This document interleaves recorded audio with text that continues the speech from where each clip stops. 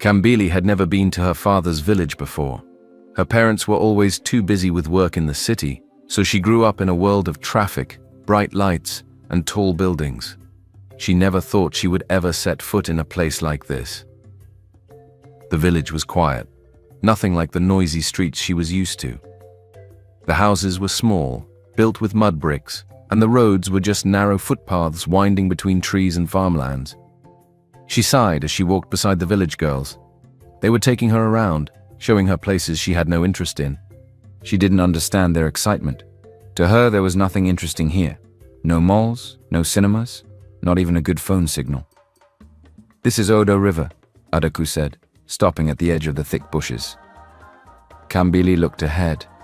A wide, calm river stretched before them, its surface dark and still. Tall trees stood on both sides, their shadows falling over the water like long fingers. The air suddenly felt cooler here, almost as if the river was breathing. Kambili folded her arms. "It's just a river," she said, unimpressed. Adaku shook her head. "This is not just any river. It is forbidden. No one must defile it." Kambili frowned. "Defile? What does that even mean?" Adaku's face grew serious. "It means we must respect it. No one urinates here. No one throws dirt inside. No one even washes clothes in it. The elders say it is sacred." Kambili burst into laughter. "Ah, you people and your stories, it's just water. If I pour something inside, won't it just flow away?" The other girls looked at her, their eyes wide with warning. Adaku pulled her hand gently. "Kambili, please, don't joke about this." But Kambili only smiled. She was a city girl. She didn't believe in things like sacred rivers and angry spirits.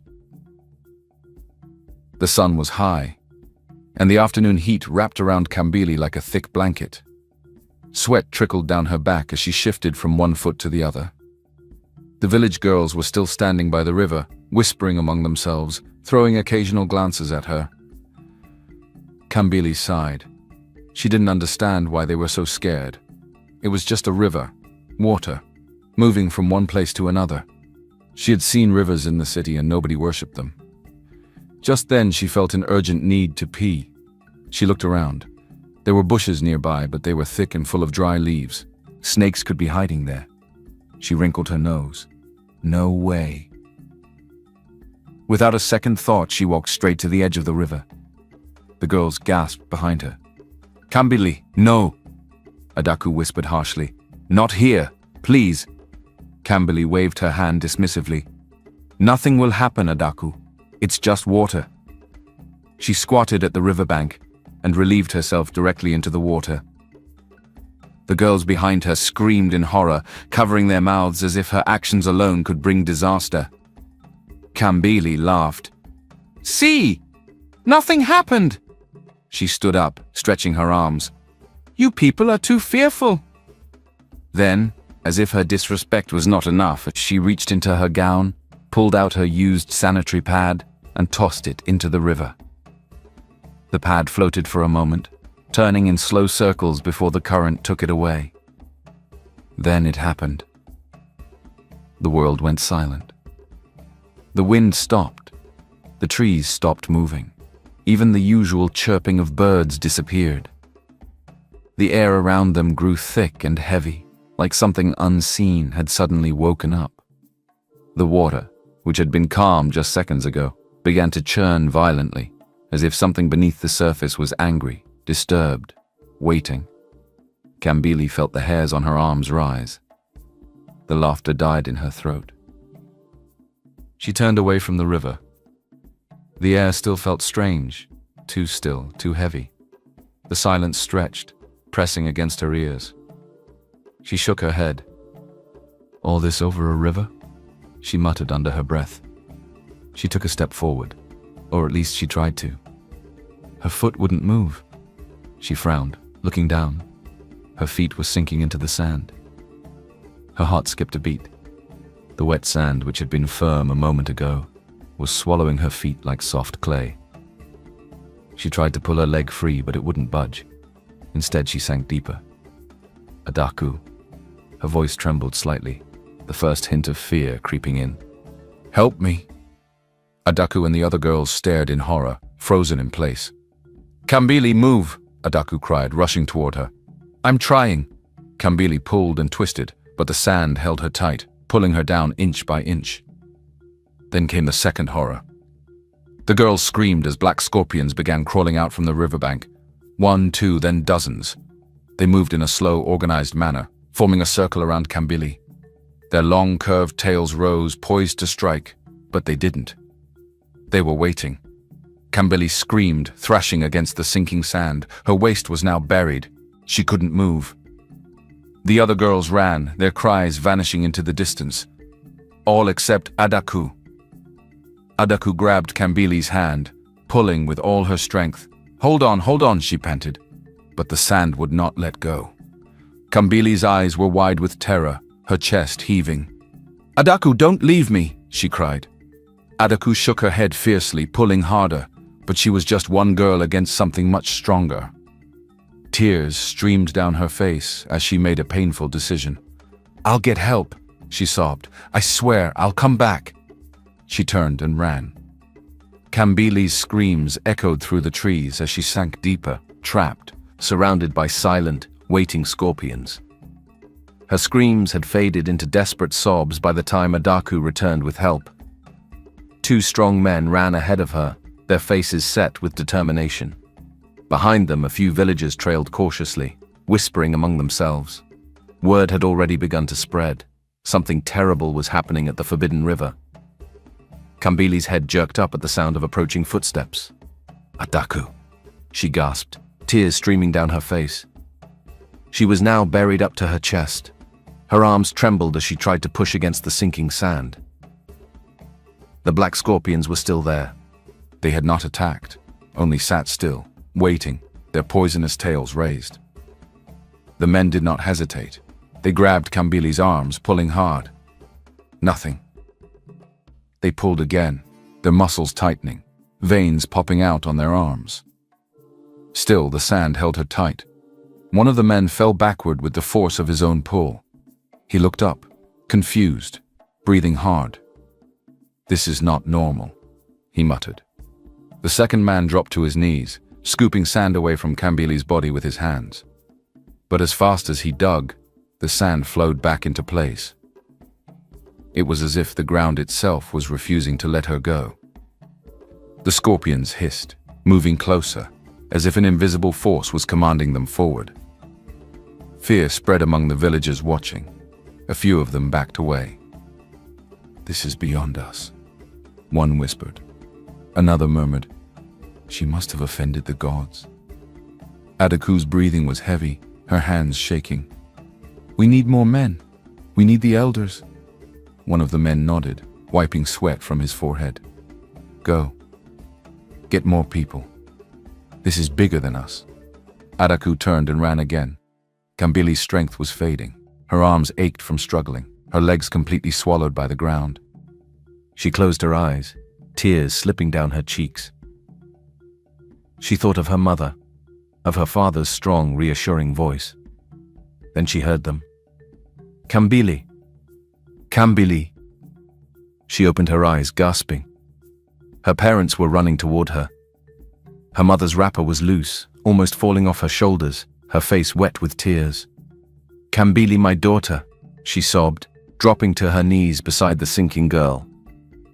Her father stood frozen, his hands on his head, staring at his child trapped in the earth. "Mama, Papa," Kambili choked, reaching out weakly. "Help me, please." Her mother grabbed her hand tightly, crying. Her father tried to pull her out, but just like before, nothing happened. More villagers had gathered now, whispering, watching. Someone finally spoke what they were all thinking. "This is not the work of man." Kambili's mother wailed. Kambili looked at her father, her voice breaking. "Papa, don't let me die." Kambili's mother sobbed uncontrollably, gripping her daughter's hands as if she could somehow pull her free with her love alone. Her father stood helpless, his strong, capable hands trembling for the first time in his life. The villagers watched, murmuring among themselves. The whispers had turned into a quiet fear, a recognition that something far beyond their understanding was happening. An old man stepped forward, His voice was low but firm. "Go and call the priestess." Kambili's mother looked up, her face wet with tears. "The priestess?" He nodded. "This is not a problem for mere men. You must go now." With no other choice, her parents stood, rushing back toward the village, leaving their daughter sobbing and trapped. When the priestess arrived, the air seemed to shift. She was a small, old woman, wrapped in deep red and black robes, her hair white as the morning mist. She walked with slow, deliberate steps, her eyes unreadable. The crowd parted for her. She stood before Kambili, her expression hard and knowing. Kambili looked up at her, weak, trembling. The priestess did not speak at first. She only stared at the girl, her eyes heavy with judgment. Finally she sighed. "You did not listen." Kambili swallowed, unable to meet her eyes. "You were warned," the priestess continued. "You were told to respect the laws of this land. But you—" She shook her head. "You, a stranger to this soil, mocked what you did not understand." Kambili's mother fell to her knees. "Please, my daughter has realized her mistake. Please, priestess, save her." Her father, his voice thick with sorrow, stepped forward. "She is young. She does not know our ways." The priestess turned her eyes to them. "She may not have known our ways," she said slowly, "but the river knows hers." The villagers held their breath. Then, after what felt like an eternity, the priestess sighed deeply and knelt down. She began to trace symbols in the sand, whispering incantations under her breath. She reached into the sack she had carried, pulling out items: white chalk, palm oil, a small rooster, and kola nuts. She was about to begin the cleansing ritual when she stopped. Something caught her eye. Just near Kambili's feet, buried beneath the shifting sand, something was peeking out. A flat stone, half covered, hidden for what seemed like years. The priestess narrowed her eyes. Slowly, she reached forward and brushed the sand away. The crowd leaned in, watching. As the dust cleared, they saw it. A name, Chimamanda. The priestess froze. The villagers gasped. The air thickened, pressing down on them like a heavy storm. The priestess's eyes widened. Her lips trembled. She took a slow, shaky breath. "This," she whispered. She looked around as if searching for someone who could deny what she had just seen. But no one did. Because they all knew. They all knew that name. The name of the woman who was never supposed to be spoken again. The woman whose name was erased from history. Chimamanda. The moment the priestess spoke the name aloud, the air shifted. A sharp wind tore through the crowd, whipping dust into the air. The river's surface trembled, sending ripples outward as if something beneath was stirring awake. Then Kambili gasped, her body jerking violently. Her back arched unnaturally, her fingers clawing at the sand. Her eyes rolled back. And then, in a voice that was not her own, she spoke. "Ezine." The villagers screamed. Some ran, some fell to their knees wailing. The priestess stumbled backward, her old eyes wide with shock. Kambili was not Kambili anymore. Chimamanda had come. Her head snapped up, her body still trapped in the sinking sand, but she was no longer struggling. She was smiling. A cold, empty smile. The air grew thick and heavy, pressing against their chests. "Ezine," the voice inside Kambili said again. This time it was low and sharp, full of pain and fury. The priestess's breath shook as she turned slowly to face the crowd. Understanding dawned on her like a slow-burning fire. The villagers did not know the full story of the Forbidden River. The elders before them had only whispered half-truths. But the spirit knew. And now, so did she. She turned back to Kambili, or rather, the spirit inside her. "Who are you?" she asked, though deep in her heart she already knew. The possessed girl lifted her chin. "I was Chimamanda," she said, her voice shaking with old buried rage. The villagers shrank back. "I was drowned in this river," Chimamanda continued, her voice drenched in bitterness. Her possessed body trembled, and the river roared behind her, crashing violently against the shore. The priestess swallowed hard. "Why?" The spirit's eyes burned with pain. I was betrayed. She turned her ghostly gaze to Kambili's mother and father, who stood frozen, unable to move. By your blood. Gasps rippled through the crowd. Kambili's mother clutched her chest, shaking her head. No, that's not possible. Chimamanda laughed bitterly. It was a sound that did not belong in this world. Your ancestor, Izini, called me a witch, she whispered. She was jealous of me. She told the elders I was a danger to the village. The priestess's lips parted in horror. She knew that name. Izini. A name written in old village records. A name honored by Kambili's family as an important ancestor. The same woman who had accused Chimamanda, sealing her fate. The same blood that now flowed through Kambili's veins. The pieces fell into place. Kambili's arrival in the village had awakened something long buried. The moment her blood touched the water, the spirit of Chimamanda recognized the bloodline of the woman who had destroyed her, led her to an early grave with false claims and planted evidence. That was why the river had reacted. That was why Kambili had sunk into the earth while others had not. The spirit had been waiting for justice. And now, the time had come. The river roared like a beast awakened from a long slumber. Dark waves crashed against the shore, and the air grew so heavy that it felt as if the world itself was holding its breath. Then she rose. A shadowy figure emerged from the river, tall, thin, its form shifting like smoke yet unmistakably human. Its eyes were hollow, empty sockets filled with darkness. The villagers gasped in terror, some falling to their knees, others gripping their chests in fear. The priestess held her ground, though her hands trembled at her sides. The spirit spoke, and her voice echoed like a whisper carried by the wind. I was thrown into this river, accused, condemned, drowned. Not by the gods, but by man. A low murmur ran through the crowd. The full truth of Chimamanda's death had never been spoken aloud before. But the spirit was not done. She turned her hollow eyes toward Kambili, who lay half buried in the sand, her body trembling. Blood for blood, the spirit said. A debt must be paid. A chill ran through the crowd. The meaning was clear. Someone from Izini's bloodline must die. The villagers turned to look at Kambili. Her mother let out a sharp, broken cry. Her father stumbled backward, shaking his head. No, he whispered, his voice hoarse. Kambili blinked, her breath shallow, her body weak. She was no longer possessed, but her mind was foggy, her heart pounding.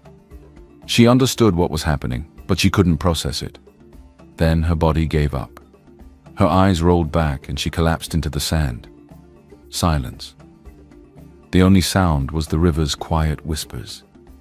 Kambili's mother rushed forward, kneeling beside her unconscious daughter.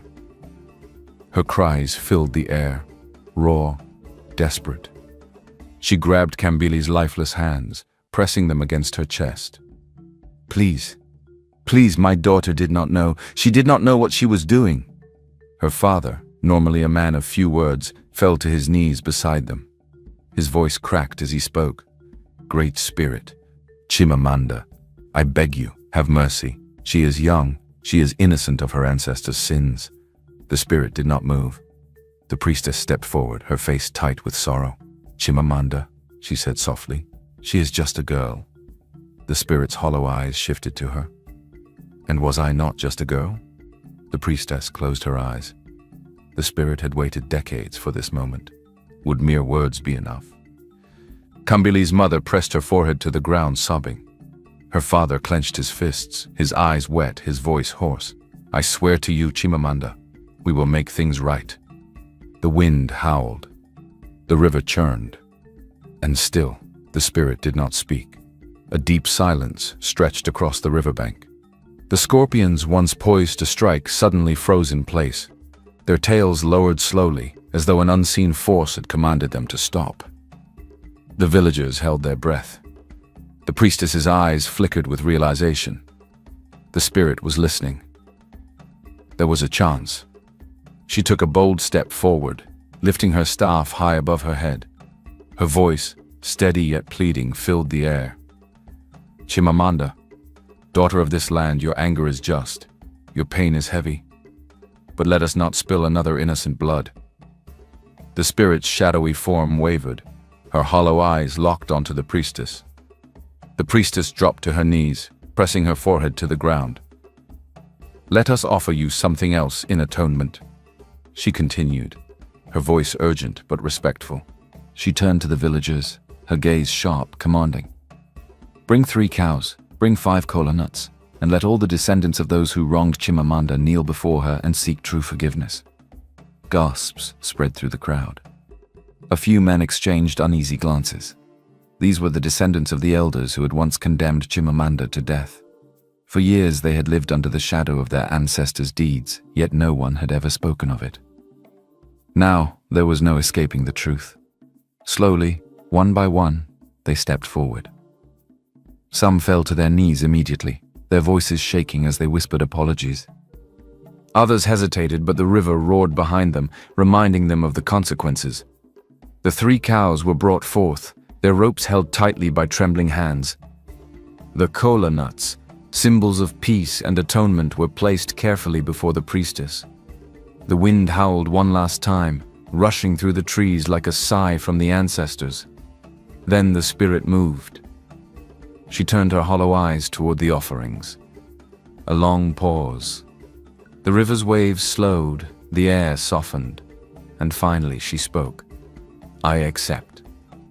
The moment the words left her lips, the ground beneath Kambili loosened. The sand, which had held her tight like a merciless grip, released her completely. Her mother and father rushed forward, dragging her out just as her body fell limp into their arms. The villagers let out a breath of relief. The scorpions crawled back into the earth, vanishing as though they had never been there. The river, once angry and vengeful, settled back into its calm, flowing rhythm. But before the spirit fully faded, she issued one final warning. The river must always be honored. If it is defiled again, there will be no mercy. Then, like a whisper carried by the wind, she was gone. That night, the entire village gathered by the riverbank. The elders, the priestess, and the villagers, all dressed in white cloths, stood in a large circle around the river, their heads bowed. In the center, a wooden bowl filled with palm oil floated on the calm surface of the water. A white rooster, its feathers glistening under the moonlight, lay still beside it, already sacrificed as a final peace offering. The priestess raised her hands, her voice solemn as she led the cleansing ritual. "Chimamanda, daughter of this land, your spirit is free. Your name is restored. Walk in peace among the ancestors." The villagers repeated her words, their voices filled with sincerity and remorse. Then, as if the river itself had heard their plea, a gentle wind blew across the water, rippling the surface softly. For the first time in decades, the river whispered no more. Meanwhile, inside her family's hut, Kambili stirred. Her body ached all over, but it was the sudden rush of emotions that overwhelmed her most. Her heart was heavy, her chest felt tight, and before she could stop herself, she burst into tears. Her mother, who had been sitting beside her, let out a cry of joy and relief. "My daughter! She is awake!" Her father, who had been standing at the doorway with his hands on his head, rushed to her side. "Kambili, my child," he whispered, his voice shaking as he knelt beside her, pressing a firm but gentle hand against her back. "We thought we lost you." Before Kambili could say anything, a pair of warm arms suddenly wrapped around her. "Adaku." She was crying uncontrollably, clinging to Kambili as though she would disappear again. "I told you," Adaku sobbed, her voice muffled against Kambili's shoulder. "I told you to listen." Kambili let out a weak, shaky laugh between her tears. She pulled back slightly, looking into Adaku's red, swollen eyes. "I will listen next time." Adaku laughed between her sobs, shaking her head. "You better." The room filled with quiet sniffles and relieved laughter as Kambili's mother wiped her daughter's face, kissing her forehead over and over. Her father clasped his hands together, whispering silent thanks to the gods. But even as warmth surrounded her, Kambili could still feel the weight of what had happened. She had disrespected something sacred. and she had paid the price. And it had all started with her ancestor. At the riverbank, as the final ritual was completed, the village elders finally spoke. For the first time, they told the whole truth. How Chimamanda had been wrongfully accused, drowned in fear and jealousy. How the river had become a grave, and her whispers were never a curse from the gods but a plea for justice. And as the villagers listened, some wept. Some bowed their heads in shame. The river was no longer a place of fear, but a place of remembrance and honor. From that day forward, no one would let Chimamanda's name be forgotten again. The morning after the final rituals, Kambili and her family prepared to leave the village. The sky was clear, the air calm, but inside her heart, a storm still raged. She stood at the doorway of their hut, watching the villagers move about, their lives returning to normal. But for her, nothing would ever be normal again. She had seen things she could never explain. She had felt the grip of the sand, the weight of an old spirit's pain. She had come face to face with the past, and it had changed her forever. As they walked toward the car that would take them back to the city, Kambili looked over her shoulder one last time. Adaku was standing near the footpath watching her leave. Kambili hesitated, then ran back and hugged her tightly. "I will come back." Her voice was firm, but her eyes were filled with sorrow. Adaku nodded, smiling softly. Then she turned and got into the car. As the engine roared to life, she looked out of the window, watching the village disappear behind her. The roads leading out of the village were dusty and winding, lined with thick trees. Kambili rested her forehead against the window, her heart heavy. Her mother sat beside her, quiet, staring out at the road ahead. Her father was driving, his hands tight on the steering wheel. No one spoke for a long time. Then Kambili took a deep breath. "Mama, Papa, what Ezine did, it was terrible." Her mother closed her eyes, nodding slowly. It was. A false accusation destroyed a woman's life. Kambili's voice cracked, and almost took mine too. Her father sighed deeply. "That is the weight of history, my child. The sins of the past never stay buried." Kambili swallowed hard. She understood now. A lie, a single lie, had started a storm that lasted for generations. One woman's jealousy had cost another woman her life. And in the end, that sin had come back, demanding justice. "I will never forget," Kambili whispered. Her mother reached over and squeezed her hand. "None of us will." Back in the village, Odoh River remained untouched. No one ever polluted it again. The villagers taught their children the real story, so that Chimamanda's name would never be erased again. She was not a witch. She was not a curse. She was a daughter of the land, wronged and forgotten, until now. And so, the river flowed on, peaceful once more.